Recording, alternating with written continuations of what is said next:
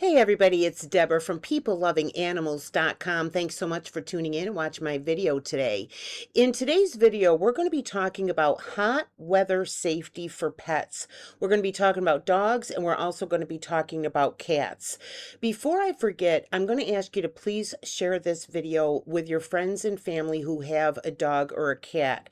By the time you get to the end of this video, you will have learned some stuff that you didn't know before, some dangers for pets you probably didn't know about, just like I did when I was doing research to do the video. So please go ahead and share it with other pet lovers.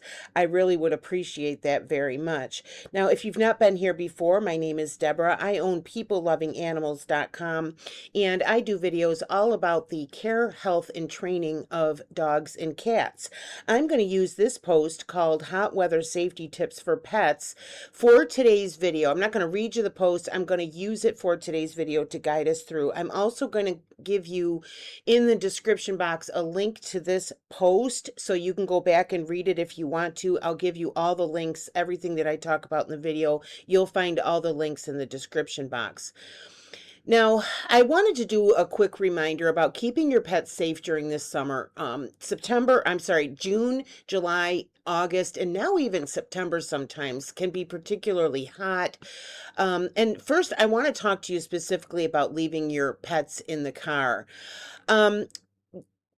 Never leave a pet unattended in the car. Like children, pets can have a harder time staying cool, leaving them extremely vulnerable to heat stroke. Your car can overheat even when the window has been left down a bit. And the car overheating can happen very quickly, way quicker than you think, especially if you got a dog and they're hot breathing it. You know what I mean?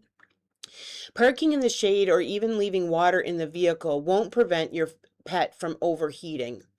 According to the ASPCA, young, overweight, and senior dogs, or those with short muscles or thick, dark coats, are most at risk for overheating. If you see a pet in a hot car, call 911. You don't necessarily have to identify yourself. You don't have to wait around till the cops come. But you know what? If they're in there and you don't see that owner anywhere near and it's a particularly hot day, go ahead and call 911, okay? Because you wouldn't want something to happen and you could have prevented it. You know what I mean? Let's talk about the symptoms of heat stroke in pets. Recognize the symptoms of heat stroke and take action if you see them.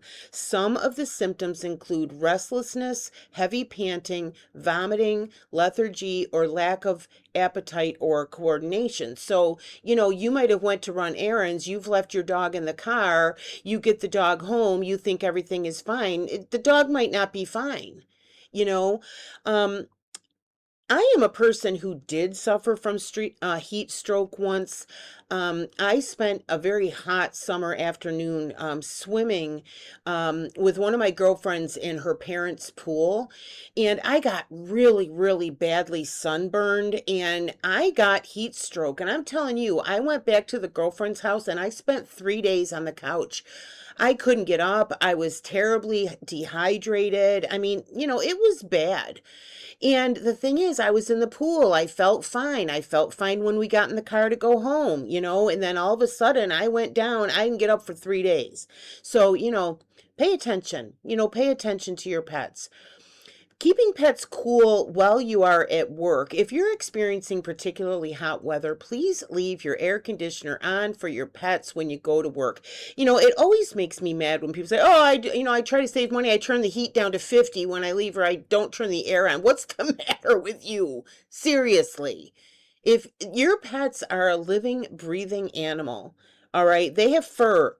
They're stuck in the house until you get home, okay? And if it's a particularly hot day, if you would not be comfortable in the home at that temperature, your pet's not going to be either. And this is even more serious if you have a senior pet, okay? So if you want to turn the heat down a little bit when you leave, if you want to turn the air conditioner, up a couple degrees to just save some money while you're at work, that's fine. But you still have to leave the air conditioner on in the summer when it's hot. And you still have to leave the furnace running, both at a comfortable temperature for your pets when you leave, okay?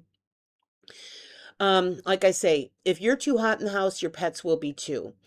Please keep in mind and keep the air conditioner on and set at a temperature that it will at least be comfortable for them while you are gone. And again, same goes for the furnace and the heater. I'm going to give you a link to one of my posts. I also did a video. I'll link the videos on summer safety tips, particularly for dogs. I made that video from a free tutorial created by professional dog trainer Doggy Dan about specifically for dogs, summer safety tips. I'm going to give you a link to that video and also to Doggy Dan's tutorial that includes 15 ways to keep your dogs cool in the summer. Again, I'm going to link you to that video, okay? Cat summer safety tips. Now, if you are a cat owner and you don't know about Jackson Galaxy, you need to know about Jackson Galaxy. If you don't know, he had a TV show on Animal Planet called My Cat from Hell. He is a cat expert, and he used to go into people's homes on that show and help them with whatever was going on with their cat. He is, in fact, a cat expert. He's been doing it 100 years. He does amazing, wonderful work for the benefit of cats and animal shelters. He raises money. He's a fantastic individual. But I'm going to give you a link to one of his articles about summer safety tips for cats. And I'm also going to give you a link to one of his videos, okay? Keep pets safe during summer. For more information about keeping your pets safe during the summer, preventing them from getting overheated, I'm going to give you a bunch of resources. If you want, you can go right to this post. You can click on all these things where you see them. I'm also going to link them in the description box. I've got an article from the Humane Society called Keep Pets Safe in the Heat. Another article from the ASPCA called Hot Weather Safety Tips.